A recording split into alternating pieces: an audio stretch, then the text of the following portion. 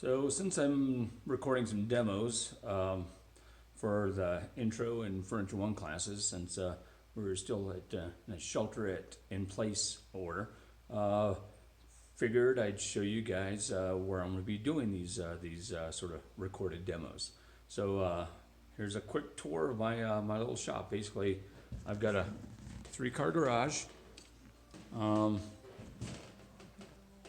There's the quick tour. So we'll start in this corner. So here I've got my scroll saw, some parts and stuff for the scroll saw behind it, and here's a bunch of station molds for a canoe I got to get started working on. So coming around sort of counterclockwise, some finishing stuff inside these cabinets. So not a whole lot of stuff. I tend to sort of stick with the sort of the same finishes, so we don't really need a whole lot of stuff. Miscellaneous screws, my sharpening area. So I've got a slow speed grinder with a fine wheel on the one side, and then a leather wheel on the other side with some rows in it. So you know, basically this is where I keep a lot of the stuff where I need to sharpen. So I got a couple of Japanese irons I need to sharpen, a whole lot of chip carving tools, and I've got some old Miller's Falls, some small carving tools. These are kind of cool. I got them off of eBay, and they got rosewood handles on them. So I'm looking forward to eventually getting those sharpened up. So a couple drawers. That's a Tupperware thing with my water stones in it. Do a sharp diamond plate there. So all the miscellaneous stuff there, including my strop, which I don't really use, but all the other miscellaneous stuff I need for sharpening. A lathe I do not use. This is a nightstand for us that I've been working on for quite some time, and I'll eventually get around to it. So let's keep going around the corner. So this is my laser. So this is an 80-watt laser. I got had the pass through open up because I had a bunch of longer pieces that I had to go through. Miscellaneous boxes, some other inlays I've been doing on the laser. Some more miscellaneous stuff, including like a bunch of sandpaper from Klingspor, miscellaneous other stuff. So the inside of the laser would be sort of that. So I think it's a 20 by 28 inch interior bed. So not bad size. Oops. So chiller and dust extraction. Eventually I'd like to move that dust extraction outside because it's kind of in the way. Little compressor. Basically some jigs. They're the sort of bench hooks I use all the time.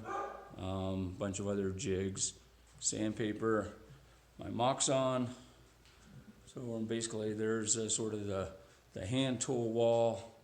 I've got a few other things tucked behind here. So there's a couple other sort of odd tools, but you know, sort of slick rasp, you know, sort of marking gauges, chisels.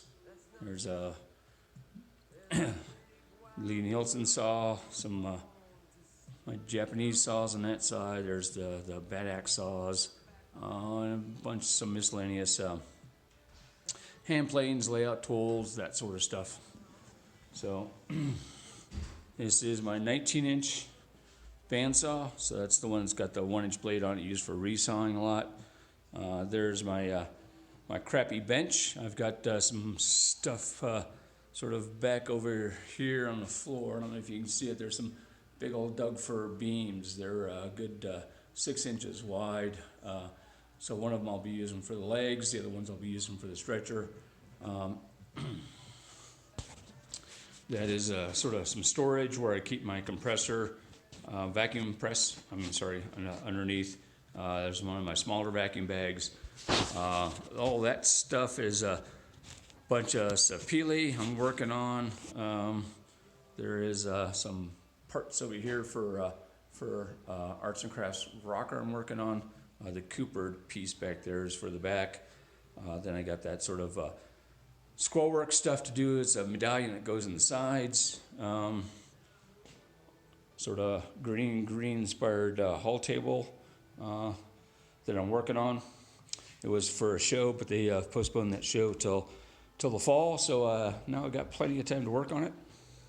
So demi-loom, parts for it. Top for the demi-loom, I got a little patch there that I'm working on. So my two table saws, obviously the saw stop on the one side. I've got an old Delta saw on the other side that I use for the dado set. Again, a bunch of works in progress. That's for a couple of sort of green Asian inspired nightstands that I'm working on. There's parts for the little bench. Old planer. I actually need to get some work done on that. I think the knives are a little dull, so I need to pull those out and just give it a good tune up. My double drum sander. Router table. So drill press. Again, a bunch more wood storage on the wall.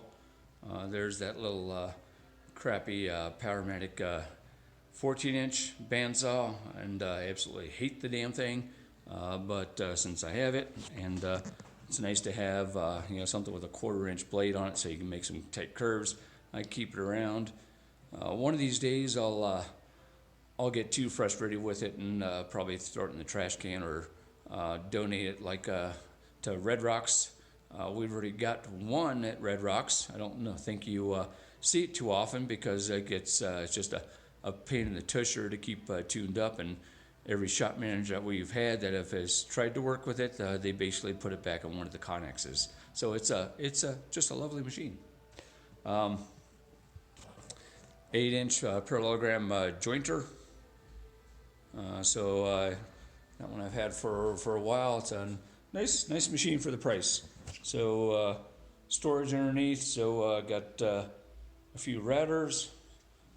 And the joke is, how many routers does one person need? And the answer is always just one more. So miscellaneous storage. So there's parts for adjusting, collets and that sort of stuff. Miscellaneous other stuff. Whole bunch of bits in the bottom. So a little bit of storage on the router.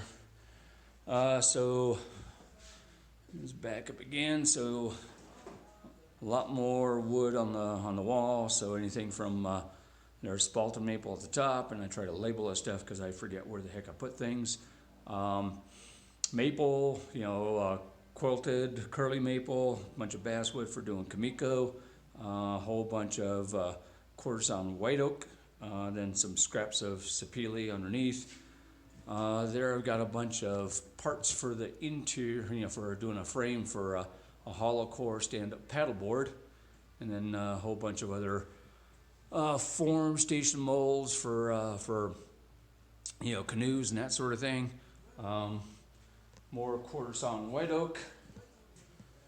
So there's a part of an ash slab. There's a walnut slab back there. That would be my cyclone. Up at the top, I got a whole bunch of western red cedar, nice tight clear vertical grain. Those are for doing canoes, kayaks. There's actually a bunch of whole milled strips up there, so I've got another strips already milled for doing at least another canoe. So another ash slab, big old beam of air dried cherry. Eric Cravens keeps wanting to grab a hold of this one because it's I think that board there probably weighs close to 100 pounds. So it is, I don't know what, maybe 16 quarter, good 9 feet long, 9.5 feet long. I bought a bunch of this stuff from some guy in Missouri, and it's been beautiful stuff to work with, and I just haven't had a need to work on that one. So there's the old 12-inch 1920s Northfield jointer. I got some stuff on top of it.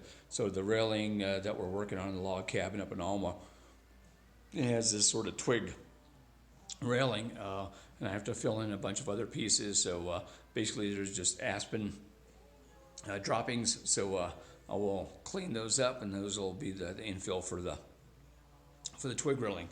Whole bunch of thick old basketball maple flooring. So if anybody needs some of this stuff, let me know, because I would be happy to get it the hell off my floor.